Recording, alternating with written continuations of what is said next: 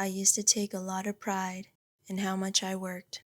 I was completely submerged in hustle culture. Hashtag no days off. Hashtag weekend hustle. Hashtag grind till you die. Yup, I was that person. I and everyone around me seemed to operate on this mentality where our value and worth were derived by the hardships we've endured. You are only as impressive as the hardest moments you've survived. This mentality encouraged me to push myself to the limits, even when I didn't have to. After many meetings with my good friend Burnout and an unrelenting dissatisfaction for life, I was forced to ask myself, why was I working so hard, ignoring my family, and neglecting my health? Is it for money, so that one day I may get my dream mortgage and throw away the keys to my golden handcuffs forever? Or is it to subside my fear of being a failure? Or perhaps it's my pride that demands respect at whatever cost. Our culture glorifies hard work and money as the solution to all problems, and I bought into that idea.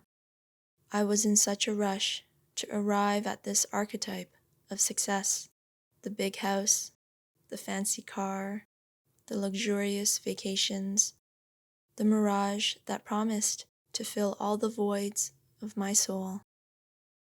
I never considered whether this dream was mine or someone else's. When I finally arrived at the doorstep of this dream, job in one hand, money in the other, the void in my heart only grew. I was finally close enough to see the fallacy in this dream, all the gaudy displays of wealth to justify the time we put into someone else's dreams, all the excessive consumption to soothe the painful lack of fulfillment. When I realized I had made a terrible mistake, I turned around, but found that the path back to the beginning was dark and incredibly lonely.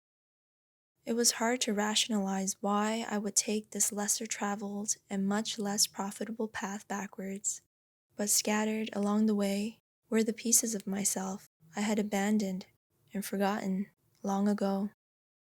My passions, my hopes, my self-esteem, and it was on that path where I put in the hard work that mattered the most.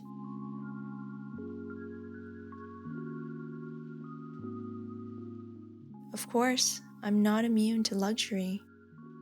I would love to go on extravagant vacations, but I guess even more than that, I care to build a life that I don't need to escape from. And making money is still one of my goals, but I care to do so without compromising myself.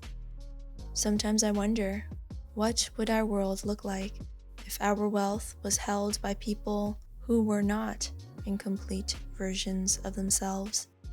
People who didn't choose to abandon parts of themselves for profit they didn't need. Maybe less of our wealth would be spent trying to fill insatiable voids. But what do I know?